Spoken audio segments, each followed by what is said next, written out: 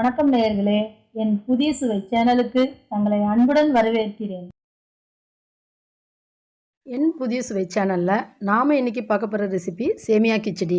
நிறைய பேருக்கு சேமியாவில் கிச்சடி செஞ்சால் குழஞ்ச மாதிரி ஆகிடுது, உதிரி உதிரியாக வரலைன்னு ஃபீல் பண்ணுவீங்க.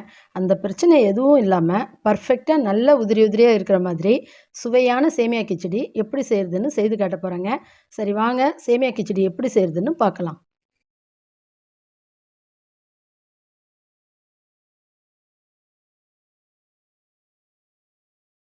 வாணலில் ஒரு டேபிள் ஸ்பூன் நெய்யும் தேவையான அளவுக்கு எண்ணெயும் சேர்த்துப்போம்.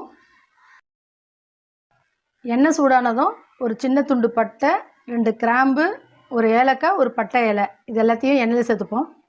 கிச்சடி உப்புமாலாம் செய்கிறதுக்குங்க எண்ணெய் கொஞ்சம் கூடுதலாக சேர்த்துக்கோங்க. அப்போ தான் நல்லா நமக்கு உதிரி உதிரியாக கிடைக்கும். இப்போ பட்டை, கிராம்பு, ஏலக்காய்லாம் நல்லா பொரிஞ்ச அப்புறம் ஒரு பெரிய வெங்காயத்தை நீல வாக்கில் வெட்டி வச்சுருக்கேன், அதை இப்போ இதில் சேர்த்துப்போம். வெங்காயம் ரொம்ப வதங்க வேண்டியது இல்லைங்க, ஓரளவுக்கு வதங்கினா போதும். வெங்காயம் லைட்டாக வதங்கினதும் ஒரு 1/4 ஸ்பூன் பெருஞ்சீரகம், ஒரு 5 பல்லு பூண்டு, ஒரு சின்ன துண்டு இஞ்சி, இது மூணுத்தையும் நல்லா இடித்து வச்சுருக்கேங்க, அதையும் இதில் சேர்த்துப்போம். இஞ்சி பூண்டு ஓரளவு வதங்கினதும் 10-12 முந்திரியும் சேர்த்து ஒரு முறை வதக்கி விட்டுக்கோங்க. மீடியம் சைஸ் தக்காளி,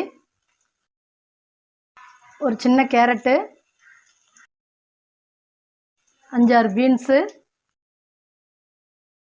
ஒரு கைப்பிடி அளவுக்கு பட்டாணி.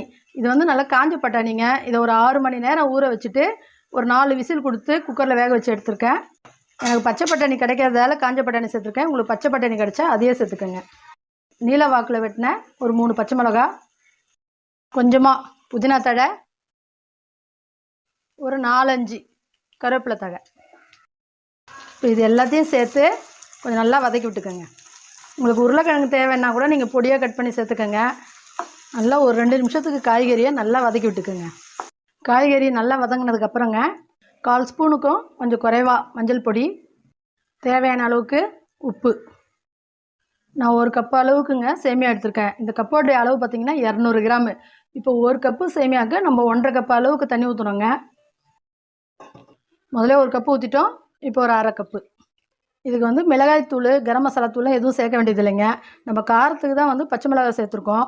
கரம் மசாலாவுக்கு பதில் பட்டை, கிராம்பு, இந்த சோம்புலாம் சேர்த்துருக்கோம் இல்லைங்களா. ரொம்ப அதிகமாக ஸ்பைசஸை சேர்த்தோன்னு வச்சுக்கோங்களேன், ஒரு மாதிரி திகட்டுற மாதிரி இருக்கும். கிச்சடி சாப்பிட்றதுக்கு அவ்வளோ நல்லா இருக்காதுங்க. இப்போ தண்ணி கொதிக்கணுங்க. ஒரு 2 நிமிஷத்துக்கு நம்ம மூடி போட்டு மூடி வைப்போம்.